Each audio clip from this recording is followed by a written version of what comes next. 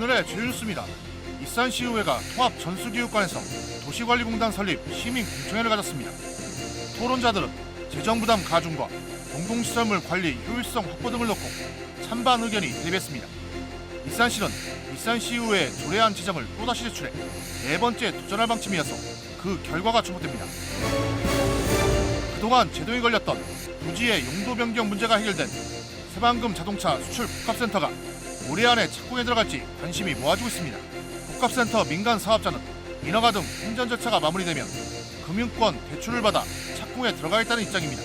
하지만 이자율 급등과 원자재 가격 상승 등으로 1,000억 원 안팎의 금융권 대출이 제때 이루어질지 사업 추진에 관건이 될 전망입니다.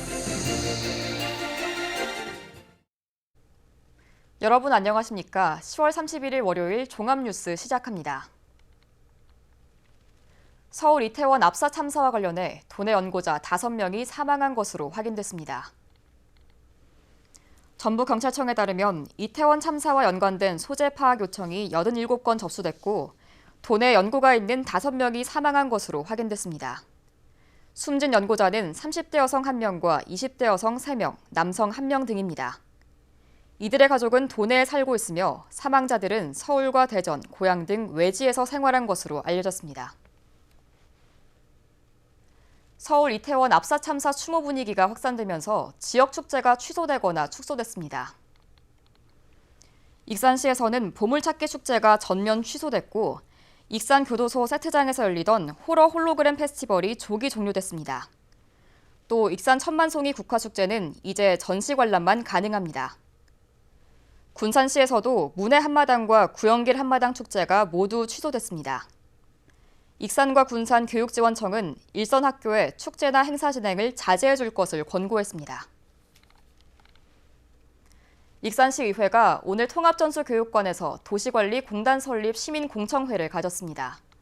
공청회에 참석한 토론자들은 재정 부담 가중과 공공시설물 관리 효율성 확보 등을 놓고 찬반 의견이 대립했습니다.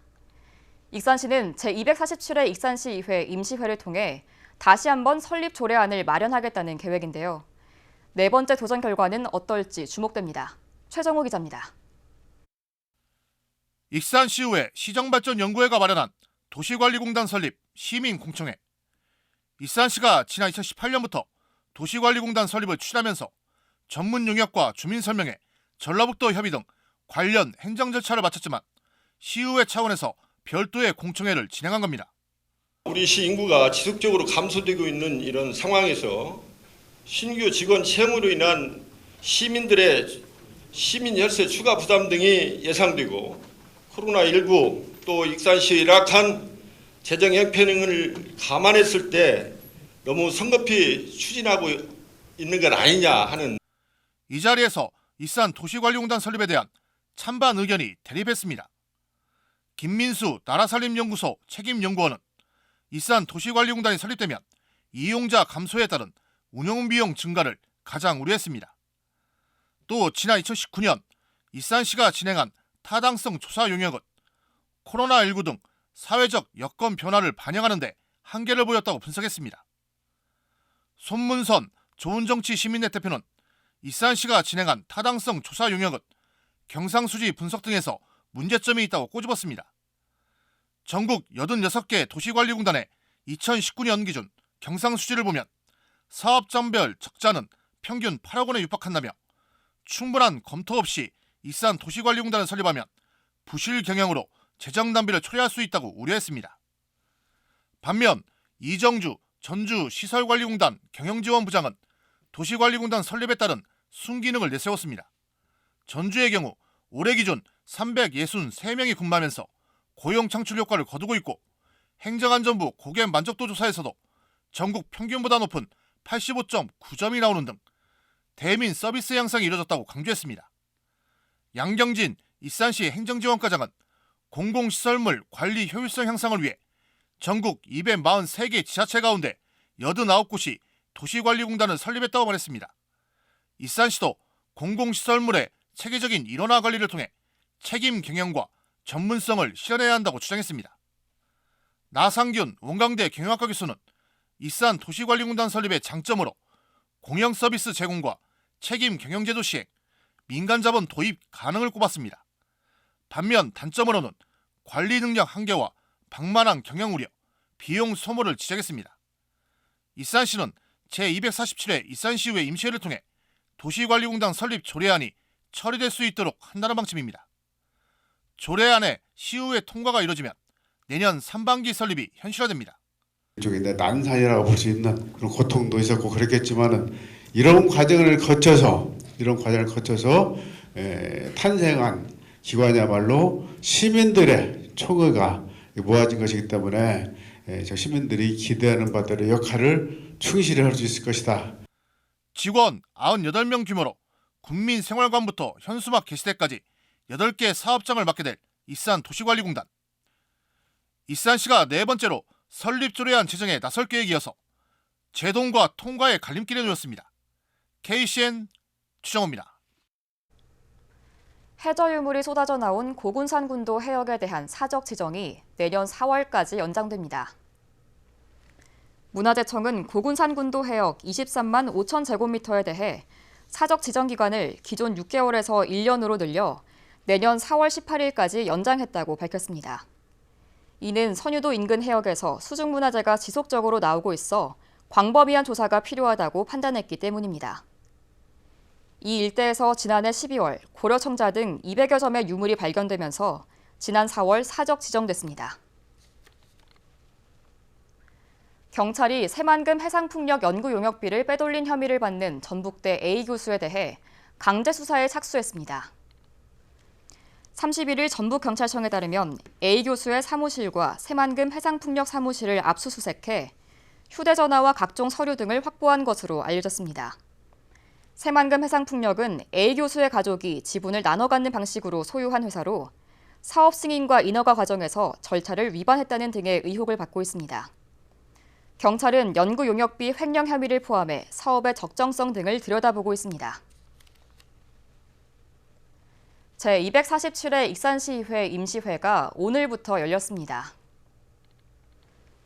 익산시의회는 여성가족부가 폐지되면 여성정책 생태계가 와해될 수 있다며 여성가족부 폐지 반대 결의안을 채택했습니다. 또 5분 발언을 통해 김순덕 의원은 고향사랑기부제 운영 전략 마련을, 송영자 의원은 한센인 전문 요양병원 건립을, 김충영 의원은 공구거리 활성화를, 조은희 의원은 계절 외국인 근로자 근무 환경 개선을, 김경진 의원은 어린이 보호구역의 속도 제한 규정 탄력적 운영을 요구했습니다. 내년도 공사립 유치원 유아 모집을 위한 처음 학교로 서비스가 시작됐습니다. 도교육청에 따르면 오늘부터 보호자는 유아 정보를 등록한 뒤 유치원을 3개까지 선택할 수 있습니다. 저소득층과 국가보훈 대상자, 다문화, 다자녀, 장애 부모에게는 우선권이 주어질 예정입니다. 처음 학교로는 유치원 입학의 공정성을 확보하기 위한 프로그램입니다. 도내 직업계고 졸업자의 취업률이 전국에서 하위권인 것으로 나타났습니다. 교육부에 따르면 올해 초 졸업한 직업계고 졸업자를 대상으로 취업률을 조사한 결과 전북은 52.9%로 전국에서 두 번째로 낮았습니다. 마이스터고 취업률은 73%를 보였고 특성화고는 44.9%로 전국 최하위를 기록했습니다. 한편 진학률은 45.2%에 그쳤습니다. 익산의 발달장애인 특화사업장이 구축됩니다. 익산시에 따르면 중소벤처기업부 공모사업에 선정돼 국비 18억 5천만 원을 확보했습니다. 이에 따라 오는 2024년까지 사업비 26억 원을 들여 교육실과 창업교육실 등을 갖춘 발달장애인 특화사업장을 건립하게 됩니다. 특화사업장이 건립되면 장애인 기업 종합지원센터가 5년 동안 운영을 한 후 익산시에 기부 체납하게 됩니다. 용도 변경 문제로 제동이 걸렸던 새만금 자동차 수출 복합센터가 올해 안에 착공에 들어갈지 관심이 모아지고 있습니다. 민간 사업자는 용도 변경을 마치고 인허가 등 행정 절차가 마무리되면 금융권 대출을 받아 착공에 들어가겠다는 입장인데요. 하지만 금융권 대출이 대때 이뤄질지는 불투명합니다. 모형숙 기자의 보도입니다. 새만금 산업단지 자동차 수출 복합센터 예정지, 산업 물류시설 용도로 지정된 19만여 제곱미터 땅이 지난 9월 지원시설 용도로 변경됐습니다. 차량 보관소 기능에서 중고차 매매와 수출업체에 대한 지원까지 가능해져 수출 복합센터 조성에 속도가 붙었습니다. 민간 사업자는 입주 승인이 떨어지면 11월 안에 토지 감정평가를 끝내고 곧바로 토지 매매 계약에 들어가 건축허가 등 인허가 절차를 밟을 예정입니다.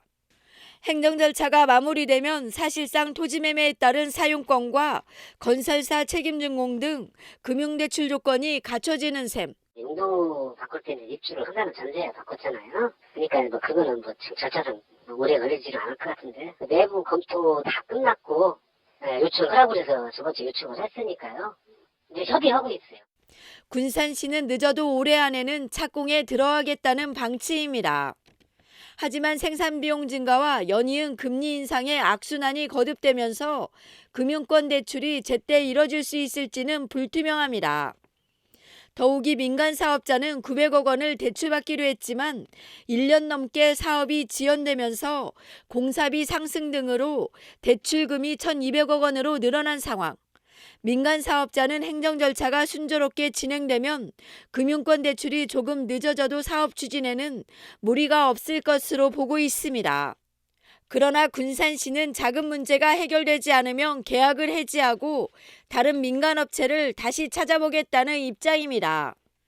당초 지난해 착공하기로 한 새만금 중고차 수출 복합센터, 금융권 대출을 받아 사업비를 제때 확보하느냐가 사업기간 단축의 핵심이 될 것으로 보입니다. KCN 모영숙입니다. 국내 코로나19 신규 확진자 수가 2만 명에 육박했습니다. 중앙방역대책본부에 따르면 오늘 0시 기준 코로나19 신규 확진자는 18,510명입니다. 사망자는 18명으로 집계됐습니다. 이로써 지금까지 국내 코로나19 누적 확진자는 2,555만 7,309명으로 늘었습니다. 또 누적 사망자는 29,176명입니다. 도내 코로나19 확산세가 주춤했지만 여전히 유행 지속 경향을 보이고 있습니다. 전라북도에 따르면 오늘 오전 7시 기준 도내 코로나19 확진자는 591명입니다. 엿새째 1,000명 넘게 발생하던 확진자는 절반 가까이 줄었습니다. 전주 164명, 익산 127명, 군산 114명, 완주 30명 등입니다. 감염 재생산 지수는 1.1로 여전히 유행 지속 경향을 보였습니다. 한편 도내 재택 치료자는 5,206명입니다.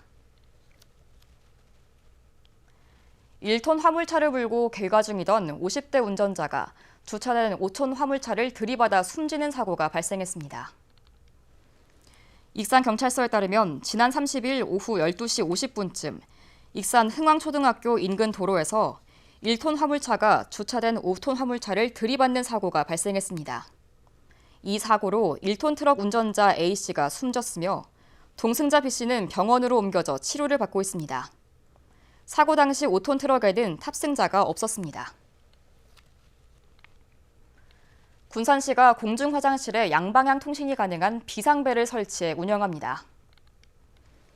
군산시는 범죄 예방과 신속한 대처를 위해 공중화장실 127곳 가운데 범죄 취약 지역을 진단한 뒤 22곳에 비상벨을 시범 설치했습니다. 기존 비상벨은 경광등과 사이렌 작동만 가능했지만 양방향 비상벨은 경찰 상황실과 화장실 내부에서 직접 통화가 가능합니다. 시는 올해 시범 운영을 토대로 내년에 확대 설치할 방침입니다. 익산시가 폐지 수립 어르신에 대해 복지 지원을 확대합니다. 익산시는 도시공원 민간 특례 사업 진행 과정에서 소라산과 모인공원에 위치한 고물상이 철거되면서 이곳을 이용하던 폐지 수집 어르신 75명에 대해 집중 상담을 진행했습니다. 그 결과 38명은 소득과 재산 상황에 따라 정부 긴급지원사업, 익산형 긴급지원사업, 다이로움 나눔 곳간 서비스를 연계해 지원하기로 했습니다. 계속해서 전북권 뉴스입니다. 전북도청에 서울 이태원 압사 참사 희생자를 위한 합동 분향소가 마련됐습니다. 전라북도는 도청 공연장에 합동 분향소를 마련하고 11월 5일까지를 애도기간으로 정해 희생자를 추모하기로 했습니다. 도내 희생자는 여성 4명에 남성 1명 등 모두 5명으로 확인됐으며 연령대는 20에서 30대입니다. 서울 이태원 압사 참사와 관련해 도내 정치권이 잇따라 애도 성명을 냈습니다. 민주당 정북도당은 믿기지 않고 참으로 비통하다며 참변으로 희생되신 분들의 명복을 빌고 부상자들의 빠른 쾌유를 기원한다고 성명을 통해 밝혔습니다. 국민의힘 전북도당도 유가족에게 깊은 위로를 전하고 사망자에 대한 장례 지원과 부상자의 신속한 의료 지원이 가능하도록 하겠다고 밝혔습니다. 구제역 예방을 위해 11월부터 4개월 동안 소와 돼지 분뇨의 이동이 제한됩니다. 소와 돼지 분뇨 운반 차량은 도 권역 안에서만 이동할 수 있습니다. 지리적으로 인접하거나 생활 권역이 겹치는 접도구역은 사전 검사를 거쳐 예외적으로 이동이 허용됩니다. 이동 허용 기준은 구제역 백신 항체 양성률이 소는 80%, 비육도는 30%를 넘어야 합니다. 지금까지 전북권 뉴스 최정우입니다. 도내 농민단체들이 오는 3일 진행하려 했던 대규모 집회를 연기했습니다. 전국농민회 총연맹 전북도 연맹 등은 이태원 참사 희생자를 애도하기 위해 오는 3일에 예정됐던 도청 앞 집회를 일주일 연기했다고 밝혔습니다. 앞서 농민단체들은 쌀값 보장 대책 마련과 농민 재난지원금 지급 등을 요구하기 위해 1000여 명이 참여하는 대규모 집회를 예고한 바 있습니다. 군산시 의회가 베트남 붕따오시 인민의회와 우호적인 협력을 강화하기로 했습니다. 군산시의회 대표단은 지난 22일부터 나흘간 베트남 붕따오시를 방문해 인민의회와 글로벌 네트워크 구축, 국제교류 저변 확대를 위해 우호적인 협력을 강화하기로 했습니다. 이번 방문은 붕따오시 인민의회의 초청으로 성사됐으며 국제교류를 통한 열린 의정 구현을 위해 추진됐습니다. 김영일 의장은 이번 방문을 통해 우호 협력은 물론 보건과 문화예술, 기업 유치에도 힘쓰겠다고 밝혔습니다. 다음은 우리 동네 소식입니다.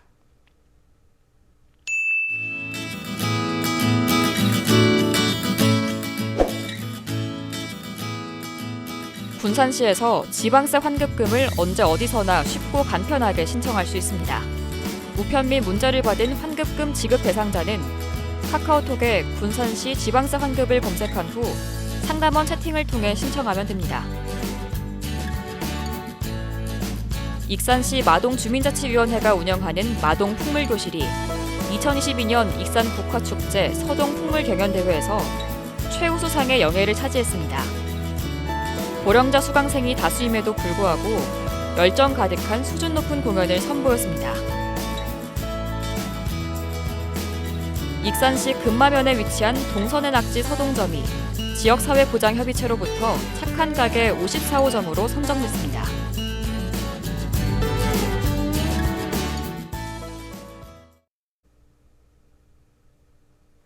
이어서 내일의 날씨입니다.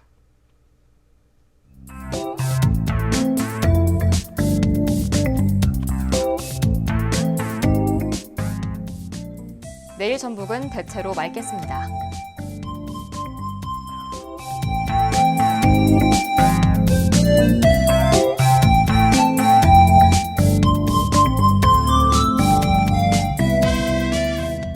내일 기온은 최저 3도, 최고 21도를 기록하겠습니다.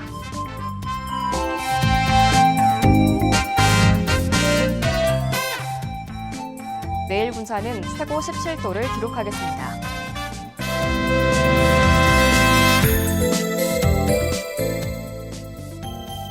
내일 익산의 낮 최고 기온은 19도로 예상됩니다.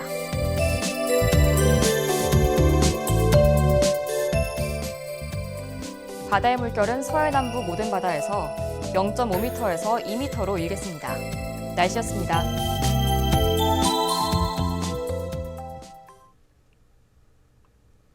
이상으로 KCN 종합뉴스를 마칩니다. 정확한 보도로 늘 함께하겠습니다. 시청해주신 여러분 고맙습니다.